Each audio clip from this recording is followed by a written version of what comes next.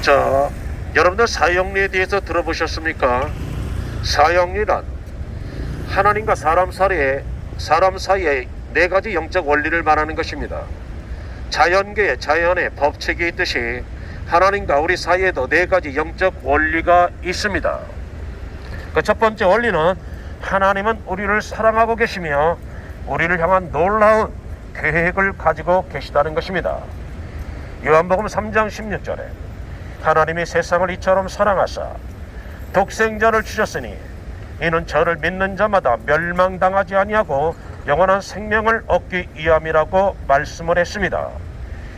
하나님이 이처럼 우리를 사랑하시고 우리에게 영원한 생명을 주시기를 원하고 우리를 향한 놀라운 계획을 가지고 계십니다.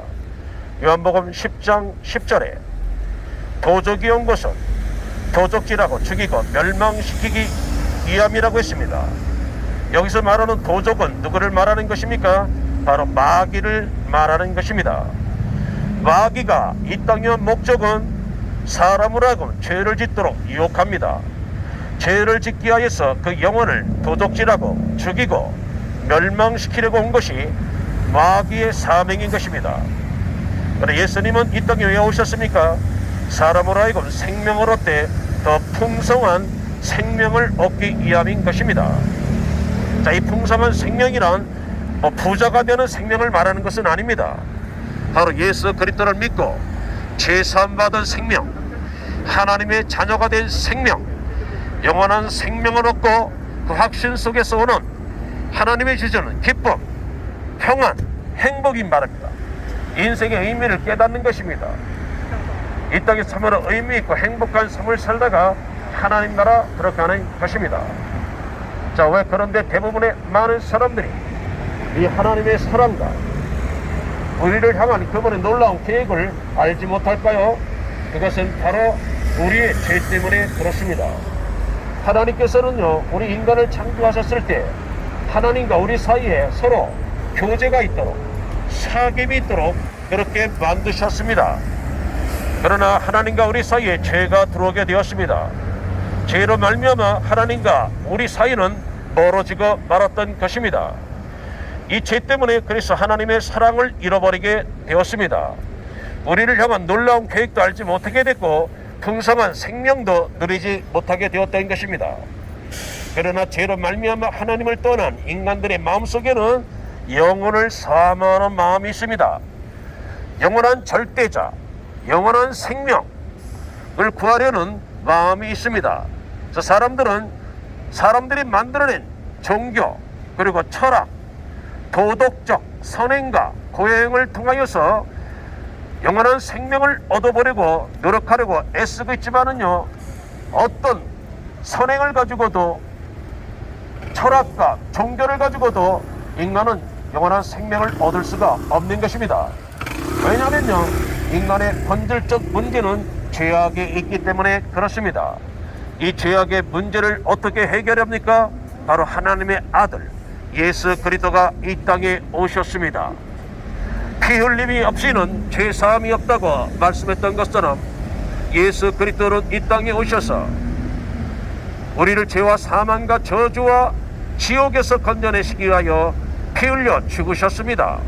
그리고 약속대로 3일 만에 다시 부활하셨던 것입니다. 이 세상에 인간의 죄 문제를 해결해 주시기 위하여 죽으신 분은 예수 그리스도밖에 없습니다. 죽으셨다가 다시 부활하신 분도 예수 그리스도밖에 없는 것입니다. 그래서 예수님은 내가 곧 길이요 진리요 생명이니 나로 말미암지 않고는 하나님 나라에 올 사람이 없다고 말씀하고 계십니다. 여러분, 이 말씀이 굉장히 독선적으로 들릴 수가 있습니다. 그러나 이것은 진리입니다. 인간의 문제는 죄악의 문제인데 이 죄악의 문제를 해결해 주신 분은 예수 그리스도밖에 없는 것입니다. 그렇기 때문에 예수님은 내가 곧 길이요 진리요 생명이니 나로 말미암지 않고는 하나님 나라에 올 사람이 없다고 말씀하셨던 것입니다. 뿐만 아니라 예수님은 나는 부활이요 생명이니 나를 믿는 자는 죽어도 살겠고 무릇 살아서 믿는 자는 영원히 죽지 아니할 것이라고 우리에게 말씀하고 있는 것입니다. 예수님의 부활은 곧 우리의 부활이 있다는 것을 말씀해주고 있는 것입니다. 죽음으로써 모든 것이 끝나는 것이 아닙니다. 죽음으로써 모든 것이 사라지는 것이 아닙니다. 죽은 다음에 하나님의 심판이 있는 것입니다. 하나님은 우리를 이 죄와 사망과 지옥에서 건져시키기 위하여 예수 그리스도를 이 땅에 보내주셨습니다. 그 예수 그리스도를 믿을 때 모든 죄 용서받게 되어 있습니다. 1200만 기독교인이 있지만은 그들이 다 전도자가 되는 것은 아닙니다. 전도자는 누가 됩니까? 하나님을 만난 사람들이 전도자가 되는 것입니다. 천국과 지옥을 경험한 사람들이 전도자가 되는 것입니다. 교회 다니는 것 대단히 중요합니다. 교회 다녀야 됩니다. 교회 다녀야 되지만은 하나님을 만나야 됩니다. 그럼 하나님을 누가 만납니까? 돈 많은 사람이, 부자가 하나님 만납니까? 아닙니다. 많이 배운 사람이, 많은 권력을 가지고 있는 사람이 하나님을 만납니까? 절대 그렇지 않습니다. 그렇다면 하나님을 누가 만납니까? 죄를 철저하게 회개한 사람만이 하나님을 만나게 되어 있는 것입니다. 그래서 예수님은 그의 공생의 첫 번째 외친 말씀이 회개하라, 천국이 가까이 왔느니라, 이렇게 말씀하고 있는 것입니다. 왜 회개하라고 촉구합니까? 바로 우리가 죄 가운데 빠져있기 때문에 그렇습니다. 회개하면 어떻게 된다는 것입니까? 천국이 가까이 왔다. 천국, 영원한 생명을 얻을 수가 있고 천국에 들어갈 수가 있다는 것입니다. 그래서 회개야말로 대단히 중요한 것입니다. 회개해야 하나님을 만납니다. 회개하여 성령의 충만함을 받을 수가 있는 것입니다. 풍성한 생명력을 누릴 수가 있는 것입니다. 여러분들이 예수 그리스도를 믿으시고, 그리고 사람은 결코 원숭이가 진화된 존재가 아닙니다. 원숭이가 진화되어서 사람이 된 것이 아니라 오직 만물을 창조하신 하나님의 가장 위대한 걸작품이 바로 우리 사람인 것입니다. 자, 여러분들 눈앞에 저 현대백화점 건물이 보이지 않습니까? 저 현대백화점 건물이 우연히 저절로 만들어졌다고 말한다면 얼마나 어리석은 사람이겠습니까? 현대백화점 건물이 얼마나 아름답습니까? 웅장하고 세련되지 않았습니까? 저 건물이 어떻게 우연히 저절로 만들어질 수가 있습니까?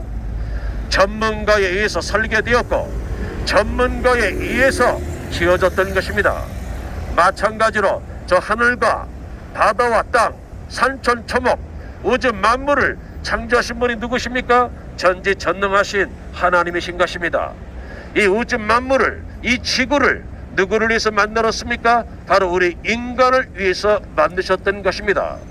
인간이 살 수 있는 우주적 그리고 자연적 온갖 환경을 완벽하게 만드신 다음에 맨 마지막에 우리 인간을 하나님의 형상을 담도록 만들어 주셨던 것입니다.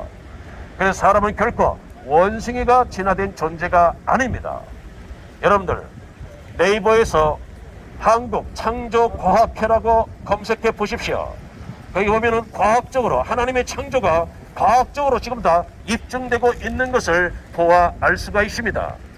그리고 전도팀이 가지고 나온 전도 피켓을 보십시오. 여기 전염병의 창궐, 전염병 창궐, 코로나19 팬데믹 전 세계로 유행되고 있습니다. 전염병의 창궐에 대해서도 성경은 이미 수천 년 전에 예언했습니다. 성경에 예언됐습니다.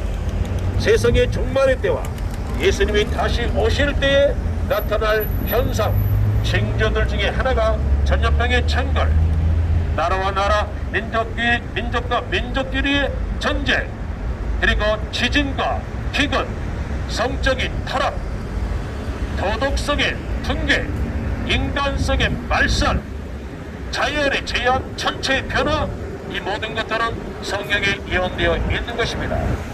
여러분들 이 전도핑계 사진을 찍어 가셔서 다른 것보다도 여러분들 핸드폰으로 어플을 받으십시오. 무료입니다. 성경 어플을 받으셔서 다른 것보다도 신약 성경 누가복음 21장만이라도 읽어보시면은요, 여기에 마지막 때 일어날 현상들 중에 하나가 이 전염병 창궐에 대해서 정확하게 기록되어 있는 것을 알 수가 있는 것입니다. 여러분들 전도자들이 맹소 속에서 비웃음, 조롱, 멸시와 핍박 속에서도 예수 그리스도를 전하는 이유가 어디에 있습니까? 바로 하나님을 만났고 천국과 지옥을 경험했기 때문에 그렇습니다. 여러분들 예수 그리스도를 믿으시고 제사함 받으셔서 이 땅에서 참으로 행복하고 의미 있는 삶을 사시다가 꼭 천국에 들어가시기를 간곡히 부탁을 드립니다. 하나님은 여러분들을 사랑하고 계십니다.